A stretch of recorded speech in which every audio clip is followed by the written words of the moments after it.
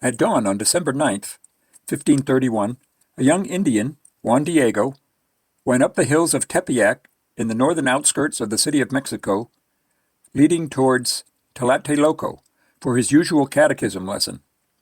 Suddenly he heard a soft sound and turned towards the source of this sound. He came upon a young woman wearing a shiny dress who revealed herself to be the Virgin Mary. The Madonna begged Juan Diego to ask the bishop of the capital city to build a temple in the place where she appeared, so that all can come to honor her son Jesus. Juan Diego obeyed, but the bishop, Juan de Zumagara, did not believe him and asked him to ask Mary for a sign. When the Virgin appeared the third time to Juan Diego, she promised to give him a sign the following day.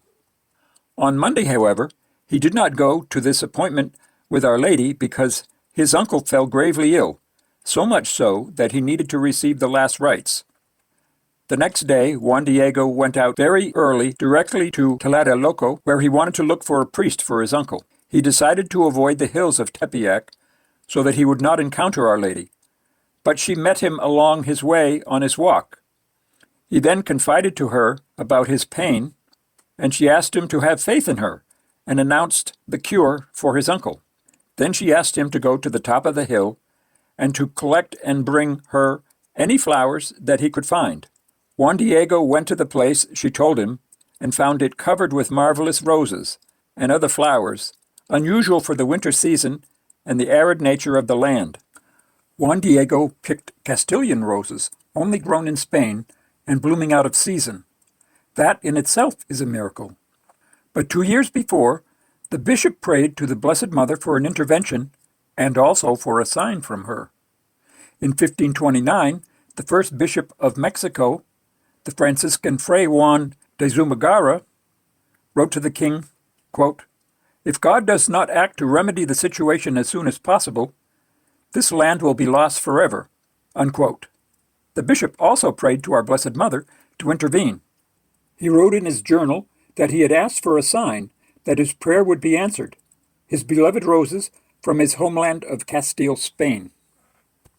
Juan Diego gathered the roses, picked them, and put them in his tilma, a typical apron worn by Aztec farmers, and he took them to the Virgin, who told him to take the flowers to the bishop as proof of the apparition. Juan did as he was asked and went to Mexico City, where, after a long wait, he was seen by the prelate. He showed him the tilma, and when he spread out the roses and other flowers, they fell to the floor, and there appeared a blazing image of the Madonna on his tilma.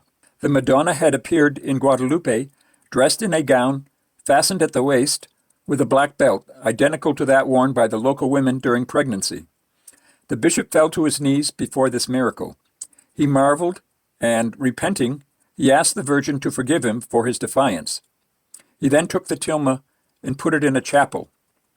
The next day, Juan Diego returned home, anxious to see his uncle, whom he had left in grave condition. Juan Diego found his uncle completely recovered, and Juan told him about the Madonna and how she appeared to him the day before, presenting herself as the Holy Mary of Guadalupe, announcing that he would be cured. Within 8 years after the apparition of Our Lady to this simple Mexican Indian, 9 million converts among his people were made to the Catholic faith. Mexicans have beautifully preserved the Catholic faith through the years in spite of all the opposition of the enemies of Christ. There are great numbers of Mexicans in heaven.